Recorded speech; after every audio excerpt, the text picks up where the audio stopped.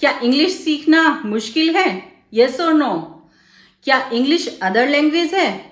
Yes और no? क्या हिंदी हमारी मदर टंग है? यस और नो?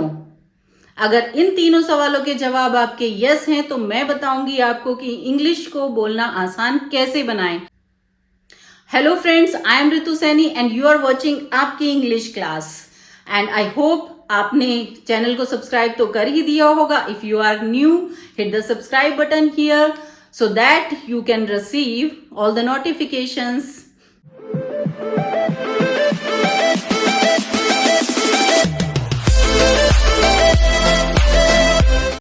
देखिए, कोई भी नेटिव अपनी भाषा को सीखने में स्ट्रगल नहीं करता है। क्यों? क्योंकि वो बचपन से उसी को सीख रहा होता है। कैसे? जब वो बेबी होता है, बेबी को बड़े होते होते 2 साल में उसको लैंग्वेज अपनी आ जाती है। तो सबसे पहली बात, it takes time, everything takes time. तो लैंग्वेज भी सीखने में समय लेगी। तो पहले हमें समय देना है भाषा को पूर्णतः उसमें स्किल्ड होने के लिए। तो ये एक स्किल है हमारे लिए। इंग्लिश लैंग्वेज एक स्किल है, भाषा है, हम सीख रहे हैं उसको। ये भाषा जब हम सीखेंगे तो कैसे सीखेंगे? पहले उसको सुनेंगे। तो लिसनिंग सबसे पहला इसका शर्त होगी कि आप उसे भाषा को ज्यादा से ज्यादा सुने। ठीक है। फिर उसके बाद जैसे बेबी ग्रो करता है, धीरे धीरे बढ़ता है, तो वो कैसे करता है? उसको इमिटेट करता है, बोलने की कोशिश करता है, चाहे वो टूटी फूटी ही क्यों ना हो, गलत क्यों ना हो भाषा, लेकिन वो बोलेगा उसको। तो आपको भी बोलने का प्रयास करना है। सेकंड क्या है? इमिटेशन, उसको प्रैक्टिस में आपको बोलना है। तीसरा है, जब आपको चीजें आ जाए तो उसे एनहेंस करेंगे। तो जैसे हम हिंदी में सीखने के लिए मुहावरों का यूज करते हैं बड़े होकर, और भी भाषा के डायरेक्ट इनडायरेक्ट कई तरीकों से बात को कहने की सीख जाते हैं, तो उसी तरीके से हम इंग्लिश में करते हैं। देखिए, मैं जानती हूं आप सभी बहुत इंटेलिजेंट हैं और जानते हैं हमारी हिंदी भाषा में 52 अक्षर होते हैं। उन्हीं अक्षरों में कुछ स्वर होते हैं और कुछ व्यंजन होते हैं, जिनको मिलाकर हम शब्द बनाते हैं, शब्दों से वाक्य बनाते हैं और वाक्य से हम पैराग्राफ बनाते हैं, जो पद्यांश और गद्यांश होता है। सिमिलरली इंग्लिश में हमारे 26 लेटर्स होते हैं, जिनमें कुछ वोवल होते हैं और कुछ कॉन्सोनेंट होते हैं। आइए देख लेते हैं। इंग्लिश में हमारे कितने लेटर्स होते हैं? A to Z 26 लेटर्स होते हैं, राइट? ये हमारे अल्फाबेट हैं। ठीक है, अल्फाबेट्स नहीं बोलते, अल्फाबेट बोलते हैं। ये क्या होते हैं? 26 लेटर्स होते हैं, जो हमारे 5 वोवल होते हैं, 5 वोवल्स होते हैं, और 21 हमारे क्या होते हैं? कॉन्सोनेंट होते हैं। क्या होते हैं? कॉन्सोनेंट्स। ठीक है, जो हमारे कुल मिलाकर 26 लेटर हो जाते हैं। ठीक है, तो 5 वोवल कौन कौन से होते हैं? ए, ई, आई, ओ, यू, ये हमारे होते हैं 5 वोवल। वोवल क्या होते हैं? वोवल हमारी हिंदी की मात्राएं होती है ना, जैसे अ, ई, उ, अंग, आह तक, वही हमारा काम क्या करते हैं? ये 5 लेटर करते हैं, ए, ई, आई, ओ, यू। तो ये सारे वोवल्स हमारे मात्राओं का काम करते हैं इंग्लिश में। ठीक है, ध्यान रखेंगे। बाकी सब हमारे कॉन्सोनेंट होते हैं, जिनसे हम शब्दों का निर्माण करेंगे। तो हमारे पास जो ये लेटर्स हैं, क्या है हमारे पास? ये A to Z 26 लेटर्स। अब इन्हीं लेटर्स से हम क्या बनाएंगे? वर्ड्स बनाते हैं मिलाकर। ठीक है, वर्ड से हम क्या बनाएंगे? वर्ड से हम बनाते हैं फ्रेजेस। क्या बनाते हैं? फ्रेजेस, जो शॉर्ट सेंटेंसेस होते हैं, इनकम्प्लीट सेंटेंसेस होते हैं। फ्रेजेस से बनाते हैं हम सेंटेंसेस, और सेंटेंसेस से हम बनाते हैं कोई भी स्पीच, राइट? तो यहां पर ये क्लियर हो गया, बेसिक फंडा हमारा ये क्लियर हो गया कि A to Z हमारे पास 26 लेटर्स हैं, जिसमें से 5 वोवल होते हैं जो मात्राओं का काम करते हैं, और 21 लेटर्स होते हैं हमारे, जिनसे हम शब्दों का निर्माण करते हैं, वर्ड्स का निर्माण करते हैं। तो वर्ड्स, यहां पर वर्ड्स बनेंगे, फिर फ्रेजेस बनेंगे, जो शॉर्ट सेंटेंसेस होते हैं। मैं एक वर्ड बना देती हूं यहां पे, जैसे राइट, लेट्स गो, फ्रेज हो गया। सेंटेंस हो गया आई विल गो, और कोई भी स्पीच जब बहुत सारे सेंटेंसेस मिलाकर बनती है वो हमारी स्पीच हो जाती है। ठीक है, तो हमने यहाँ पे जाना कि हमारे जितने भी लेटर्स होते हैं उन्हीं की हेल्प के थ्रू हम एक स्पीच का निर्माण करते हैं, और कोई भी जो स्पीच हम बनाते हैं, कंस्ट्रक्ट करते हैं, उसमें 8 पार्ट ऑफ स्पीचेस होती हैं। ठीक है, तो अब हम डिस्कस करेंगे वो 8 पार्ट ऑफ स्पीचेस क्या होती हैं और उनका क्या काम होता है। आइए देख लेते हैं।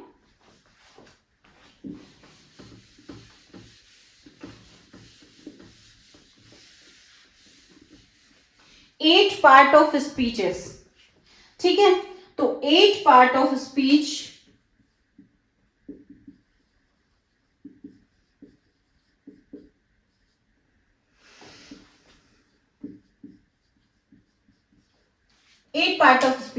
Number 1, that is noun. Number 2, pronoun. Number 3, verbs. Number 4, adverbs. Number 5, adjective. Number 6, preposition. Prepositions. Number 7, conjunction. Number 8, interjection.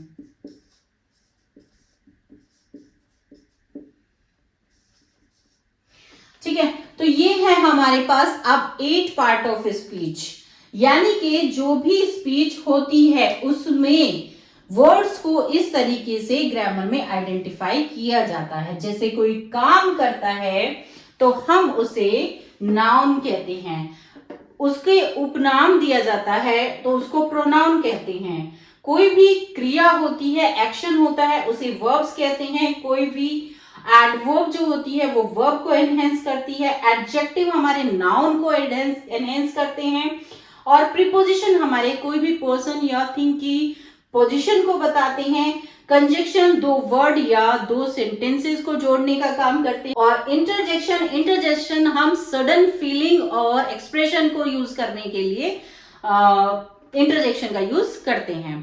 ठीक है, तो ये हो गए हमारे 8 पार्ट ऑफ स्पीच जिसके थ्रू हम कोई भी स्पीच को कंस्ट्रक्ट करते हैं। ठीक है, तो अभी हमने बेसिकली ये जाना कि हम कैसे इंग्लिश के रूट्स को जानकर ए से आपको जेड तक alphabet, how to create words, how to make sentences, ये हम आगे सीखेंगे।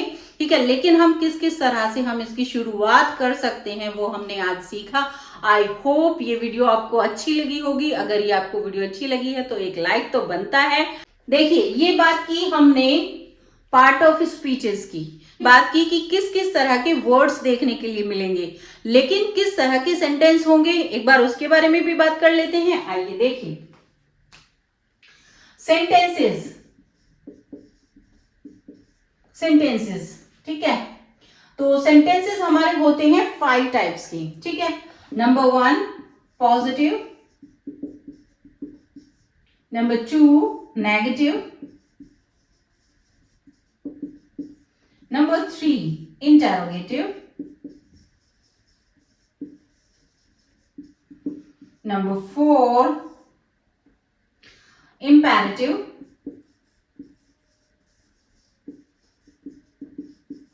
number 5 exclamatory।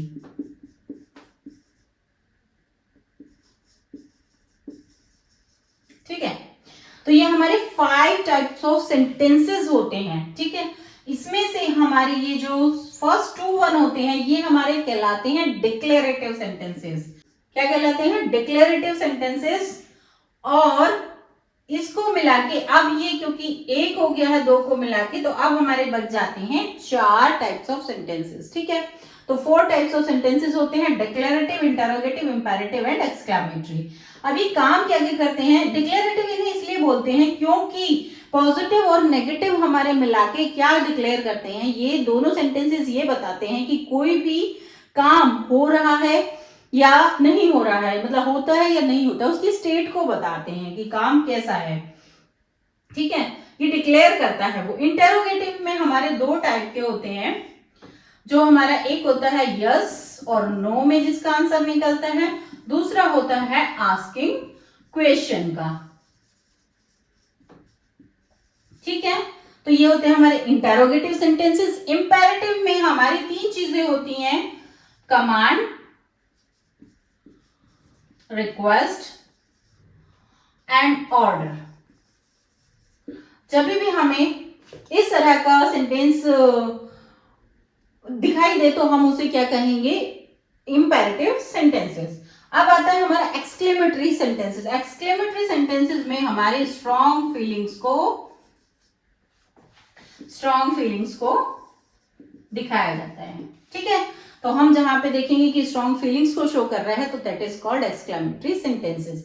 अब इस वीडियो में हमने जाना कि बेसिक हमारी जो शुरुआत है इंग्लिश की वो कैसे करें, हमारे कितने लेटर्स होते हैं, कैसे हम उनसे वर्ड बनाएंगे, वर्ड से सेंटेंसेस बनाएंगे, फिर स्पीच बनाएंगे, स्पीच में कितने तरह के हमारे वर्ड्स हमें यूज करने होंगे और सेंटेंसेस हमारे कितनी तरह के मिलेंगे। आई होप ये वीडियो आपको अच्छी लगी होगी और हेल्पफुल होगी।